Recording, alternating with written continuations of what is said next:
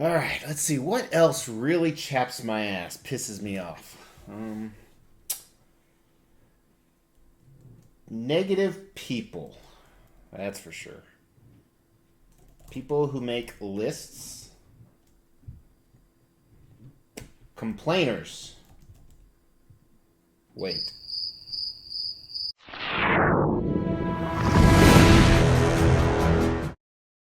As the Extreme channel is pushing towards 50,000 subscribers, these are just a few of the statues we're giving away on the journey there. If you want to know how to win one, stay tuned for later in the video. Hey everyone, welcome to the Extreme channel. My name is Mr. X, and today is actually a subsequent video to this video right here. It was a video for entertainment purposes that I had a lot of fun that was 100% truthful. And it talked about sayings that collectors say that I think are stupid or just piss me off. And it was both one of my most well-received and most hated videos in a long time. I think I got over 40 thumbs down, which typically I get 2 or 3. Also on top of that, I got so many different hater comments on it. Now let me define a hater comment. A hater comment is not someone who disagrees with you, but it's somebody who disagrees with you and then attacks you because you have a different opinion. So I decided, what's the best thing I can do with all this information I gained from this video? And I thought, let's do it again. So in that video I talked about those phrases really chap my ass or piss me off. So I started thinking, what else in life that I encounter a lot just really chaps my ass and pisses me off?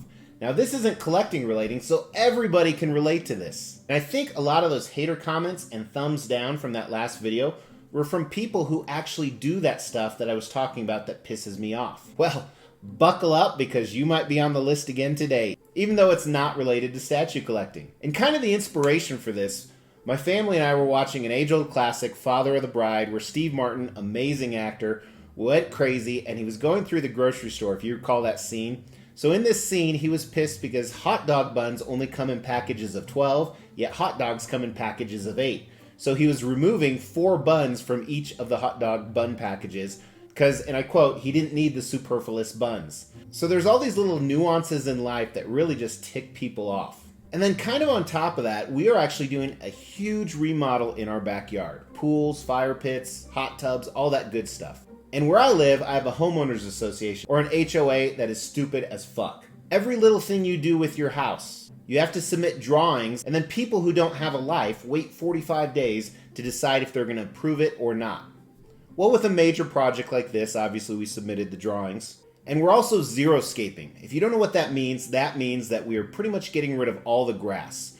We're still having lots of vegetation and rocks, but most of it's concrete and rocks, and then like I talked about, a pool and some decking, which is actually really good because in my state, very dry state, we have a lot of drought-ridden times. In fact, recently, we were told by the water company we were not allowed to water our lawn on a regular basis. Otherwise, we would be fined, which is great, other than the fact if I don't water my lawn, my grass starts to turn brown and then the HOA fines me. So instead of urinating all over my lawn like I have been the past few months, I decided to xeriscape it.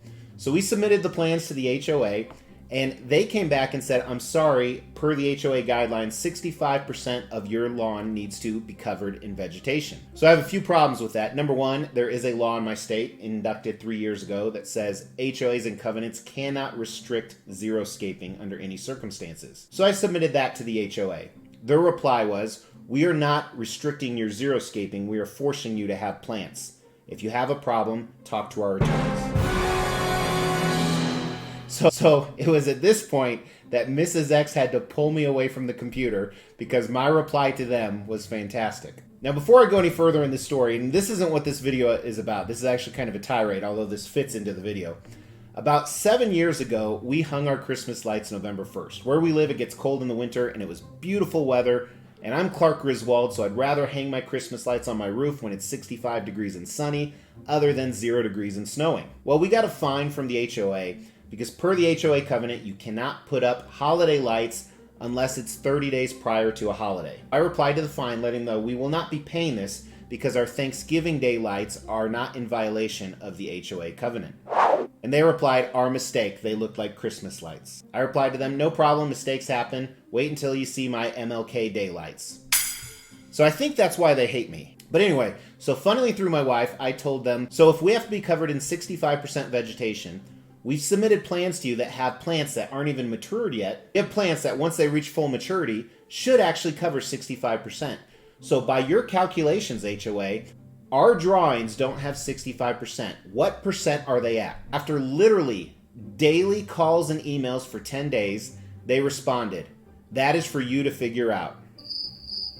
So just to clarify, my HOA denied my request, which is against state law, because we didn't have 65% vegetation. We asked them what vegetation they think we're at, because they said we're not at 65. And their response was, we need to figure that out.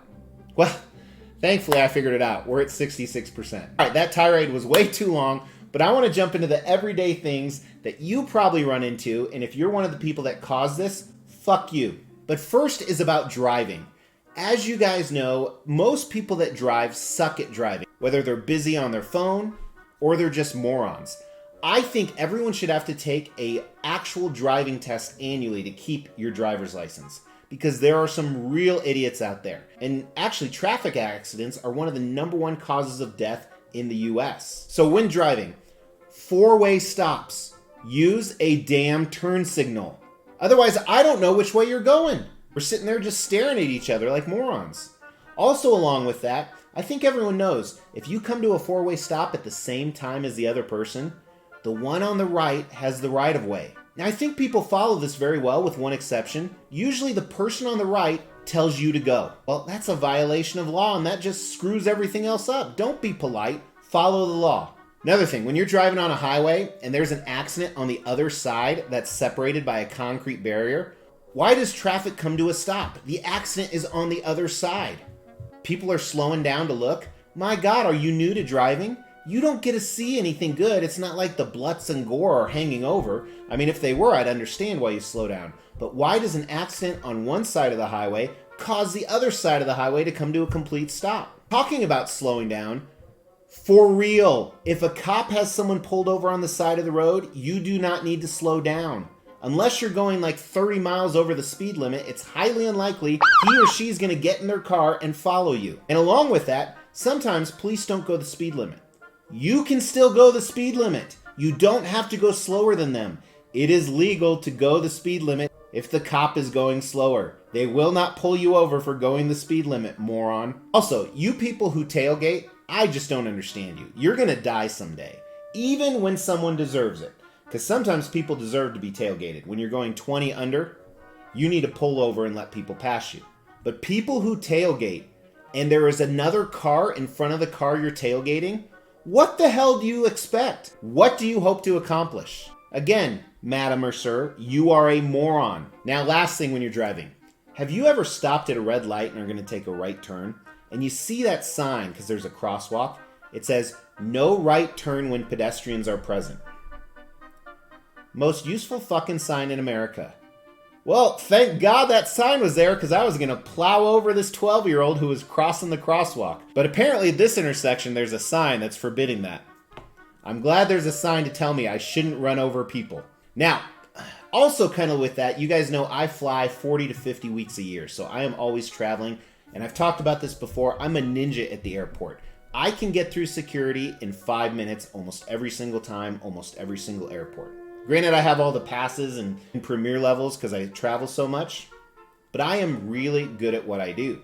And before I go into further, I understand some people only fly once a year, sometimes once every 10 years. But the majority of people in an airport are morons, and it blows my mind that so many people are stupid or unfamiliar. I expect maybe a small percentage to be unfamiliar, less than half.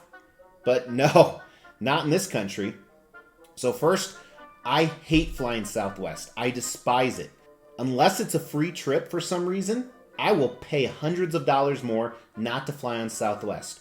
Do you know why? Because when people get on board, you would think that it's Sophie's Choice when they're picking a seat. And if you don't know what Sophie's Choice is, it's a very sad film where a mother had to pick between which one of her children would live. All the seats are the same. For the most part, there's 3 different types: aisle, middle, window. They take forever to figure out which seat to pick. So you morons, figure it out, sit down. One seat's not going to be better than the other. And also, what kind of pisses me off when boarding an airplane is how everyone gets in the way of other people. So when your group or number has been called, don't block other people. The plane's not leaving till we all get on it. If it's not Southwest, this isn't an amusement park ride or a concert where you're trying to get better seats. Your seats are already assigned you. Wait until your group is called instead of blocking us in group number 1. Also in airports, my God, metal detectors. All right, I will give a pass to people that they walk through the metal detector and it goes off and they forgot they had something. Although that never happens to me, except in Salt Lake City, Utah, one of my pairs of black dress shoes goes off. I don't know why. Only in that airport, it's only that pair of shoes. Those pair of shoes don't go off anywhere else. So I do understand if it goes off, but I see these people that go back and forth 4 or 5 times because they keep finding more stuff on their person that has metal. Seriously, you don't know what metal is? When it goes off the first time, you don't check all of your pockets? Another thing is you're walking through the airport. I understand airports are big and sometimes they're confusing. However, the amount of people that don't know where they're at when they're walking, so they just decide to stop right there in the middle of traffic and look around. Maybe they're stopping to look for somewhere to eat. Maybe they're stopping to figure out where they are. A lot of them stop just to have a fucking conversation. There's about 100 people walking right behind you. We're like lemmings. Seriously, if you're gonna stop, move off to the side. Another thing, after we boarded, so if you fly on airlines, I fly on United. I'm like a 1K member with United, and they tell you over and over on every airline, put your big bag with rollers up top and your small bag below your seat.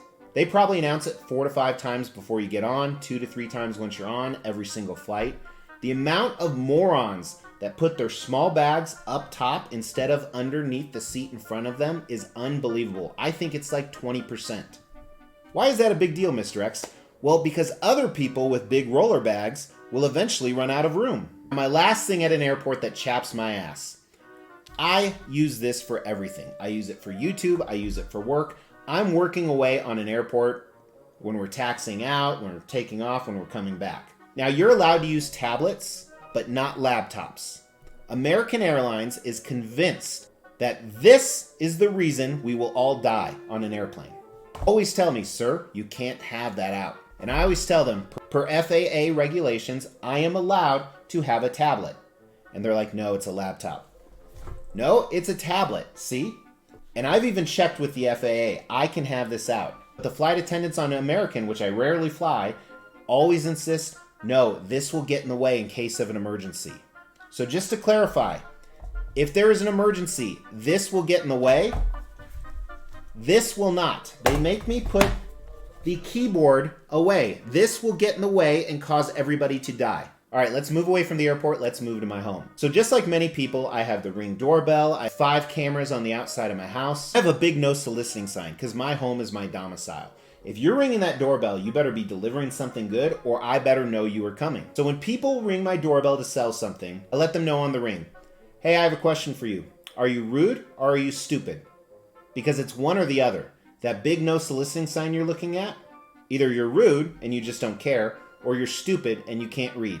Unless it's like a school selling butter braids, that shit is the bomb. All right, so this last one just came up this weekend. We had just climbed a 14er, me and a buddy, and then we went into town and we're starving. So we just burned 3,000 calories, can barely stand, and we go to this barbecue place. The people in front of us, you order at the counter and then they bring the food to your table. The people in front of us asked questions for 6 minutes. I was hangry, so I was timing them. 6 minutes. They asked questions about every single thing they did and didn't order. And the line was through the door. So first of all, be a little cognizant of where you're at. Like for example, in drive-through lines, it amazes me, while I don't go to McDonald's often, how many people have to spend 6 or 7 minutes deciding what they want at McDonald's, one of the largest American staples within the restaurant industry. You don't know what you want at McDonald's? You're looking at the menu like there's something new? Oh, quarter pounder with cheese. I wonder what that's like. Chicken McNuggets. Should I have that today? Know what you want before you get there. And be cognizant of who's behind you. Then last, this is anywhere, but this happened at the restaurant. It took them 3.5 minutes to count out the exact change to pay for their order. If you want to pay with exact change, you better have it ready. Or just accept change back. Or maybe pay with a little magical thing in the 21st century called a credit card, especially when hangry people are behind. So that is the extent of this episode. There may be one in the future because there's a lot of stuff that chaps my ass. Throw down in the comments below what chaps your ass. Was it something on my list or was it something different? And if you're one of those people that does one of those things, stop it. We will be giving all of these statues away, plus additional ones at every 5,000 subscriber milestone. To win one of these statues, all you have to do is make sure you've liked this video, you've subscribed to the channel, you've hit that bell notification, and then just drop a comment below. Every 5,000 subscriber milestone, we are going to do a random drawing and pick a random comment and give one of these statues away, plus some additional ones I'm not showing right now. The more videos you comment on, the higher your chances are to win. Hey everyone, thanks so much for tuning in. This is for entertainment purposes only. If you took offense to this, go to your mom, she'll make you a sandwich, you'll feel better. But everyone else, hit that like button, subscribe to the channel, and we have some regular collecting content coming soon. Take care.